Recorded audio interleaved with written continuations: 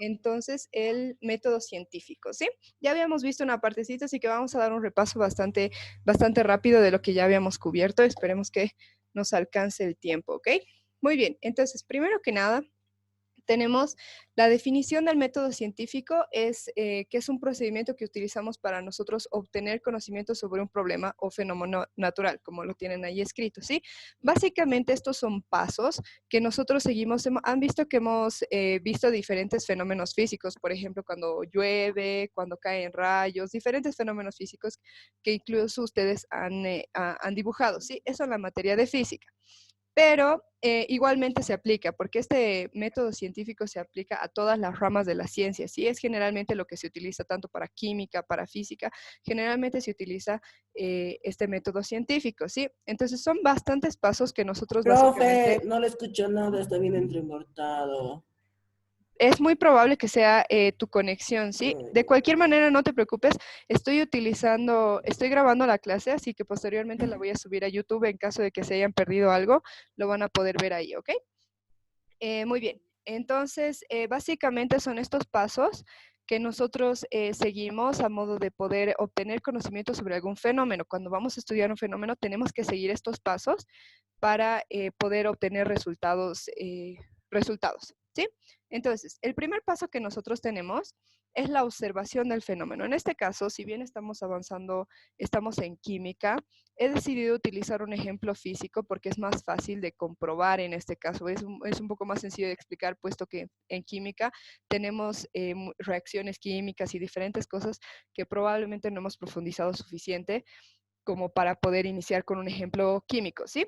Así que vamos a ver todo esto del método científico con un ejemplo físico, pero como ya les indicaba, este método científico se aplica a todas las áreas de la ciencia. Todas las áreas de la ciencia utilizan este método científico para obtener resultados, ¿ok? Entonces, el método es exactamente el mismo. El primer paso para nosotros estudiar un fenómeno es la observación, ¿sí? Eso es sumamente intuitivo, si se dan cuenta. ¿Por qué? Porque ¿cómo voy a empezar a estudiar un fenómeno si no lo he Profe, no observado? escucho nada. Vas a tener que apagar el resto de, el primer paso para el método científico es la observación del fenómeno. Decíamos que esto es algo sumamente intuitivo porque ¿cómo voy a estudiar un fenómeno si no lo he visto primero? ¿Se dan cuenta? Lo primero que tengo que hacer es mirar qué fenómeno es el que yo voy a estudiar. Entonces, en este caso, el ejemplo que vamos a nosotros utilizar es el ejemplo de la gravedad, ¿sí? Entonces, el fenómeno que nosotros observamos es que todas las cosas están cayendo, ¿sí? Que todas las cosas caen hacia el suelo. Eso es lo que nosotros observamos. Y en esta sección de la observación o en esta primera fase del método científico o en esta primera parte, lo que nosotros tenemos que hacer es tomar anotaciones, ¿sí? Entonces observamos y empezamos a anotar todo lo que vemos. Entonces veo que las cosas se caen, veo que adquieren cierta velocidad cuando están cayendo y demás anotaciones del fenómeno que estamos observando, ¿sí? Ese es nuestro primer paso para el método científico. Luego de nosotros observar y hacer todas las anotaciones correspondientes relacionadas con el fenómeno, nosotros pasamos a hacer lo que es la formulación de preguntas, ¿sí?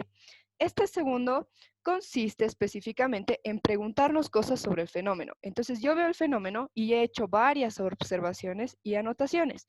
Por ejemplo, digamos que he observado todo esto denme un segundito.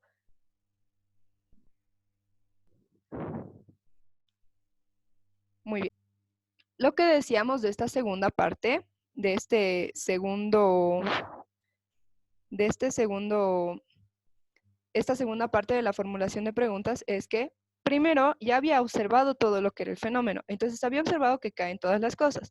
Entonces anoto todas las cosas que observo y después lo que tengo que decir lo que tengo que hacer es empezar a plantearme preguntas directamente relacionadas con lo que es con lo que es el fenómeno que he observado. Kenta, dime, veo que has levantado la mano. Kenta. Ok, muy bien. Entonces continuemos, ¿sí?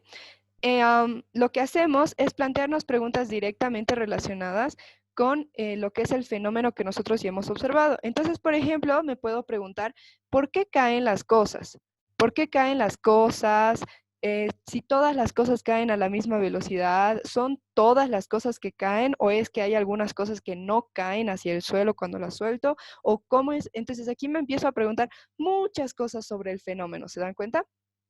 Pero son cosas que me pregunto sobre lo que he observado nuevamente. No son cosas que no he observado, sino que observo el fenómeno y me pregunto algunas cosas del fenómeno. ¿Cómo funciona el fenómeno? Me estoy preguntando, ¿sí? Esta es la segunda parte de lo que es el método científico, ¿sí? Este es el segundo paso que nosotros tenemos que seguir. Posteriormente viene lo que es la revisión de trabajos previos. Entonces, como yo ya me he hecho varias preguntas, ahora lo que yo quiero hacer es saber si alguien ya ha respondido mi pregunta, ¿sí? Entonces, para eso tengo que buscar toda la información que hay hasta el momento sobre el tema. Entonces, en este caso estaba viendo el fenómeno de la gravedad. Me he hecho hartas preguntas, ¿por qué caen las cosas? Si todas las cosas caen, tal vez si las cosas caen a la misma velocidad, ese tipo de preguntas. Entonces, lo que voy a hacer ahora, o lo que toca hacer, es buscar todos los libros y toda la información que yo tenga sobre el fenómeno, para así yo poder saber si ya se han respondido mis preguntas. Es muy probable que todas estas preguntas ya las tengan, ya alguien las haya respondido. Y de hecho que es el caso, aunque vamos a fingir que no, pero es el caso, ¿sí? Que todas estas preguntas ya han sido respondidas. Entonces, tengo que buscar en los libros si ya se ha resuelto esto, es decir, si ya se ha estudiado este fenómeno, ¿sí? ¿Eso para qué? Para uno, evitar hacer el mismo trabajo y dos, saber fundamentar mejor mis preguntas, ¿sí? Entonces, fíjense, por ejemplo, con respecto a este ejemplo de la gravedad, ya se ha descubierto, digamos, la mayor parte de lo que necesitamos saber sobre la gravedad. Entonces, si yo encuentro en todos los libros que ya hay respuestas a mis preguntas, no es necesario que haga toda una teoría y todo un experimento para determinar cómo funciona la gravedad, porque alguien ya lo ha explicado, ¿se dan cuenta? Es por eso que es importante que yo revise los trabajos previos, todos los trabajos que ya se han escrito al respecto, ¿se dan cuenta? Ahora, en este caso, vamos a asumir que, primero, hemos dicho que hemos observado el fenómeno, después nos hemos planteado las preguntas sobre el fenómeno, y ahora vamos a asumir, estamos suponiendo que cuando nosotros hacemos la revisión de trabajos previos, no existen respuestas a nuestras preguntas, ¿sí? Vamos a suponer que nadie ha respondido por qué caen las cosas, ¿sí? Obviamente estamos asumiendo, nuevamente, eso sí es algo que ya se ha resuelto, pero vamos a suponer, para estudiar el resto de los pasos del método científico, que no es así. Es decir, que nadie ha respondido cómo es que funciona esto de la gravedad, ¿ok? Entonces, una vez que nosotros ya hemos revisado todos los trabajos previos que existen al respecto, pasamos a lo que es la formulación de una hipótesis. Entonces, veo que nadie ha respondido cómo funciona esto o por qué se caen todas las cosas. Entonces, lo que hago es formulo una hipótesis. Eso quiere decir, yo me invento una teoría con la que pueda yo explicar cómo funciona eso, ¿se dan cuenta? Entonces me invento una teoría o me invento una explicación, propongo una explicación para responder todas las preguntas que ya me había planteado, ¿sí? Entonces, en este caso, del caso de la gravedad que estamos hablando, vamos a suponer que la explicación que vamos a plantear es que la Tierra atrae a todos los objetos hacia ella. Ya sé que esto es algo que se ha estudiado, repito, estamos suponiendo, pero que nadie lo ha estudiado, ¿sí?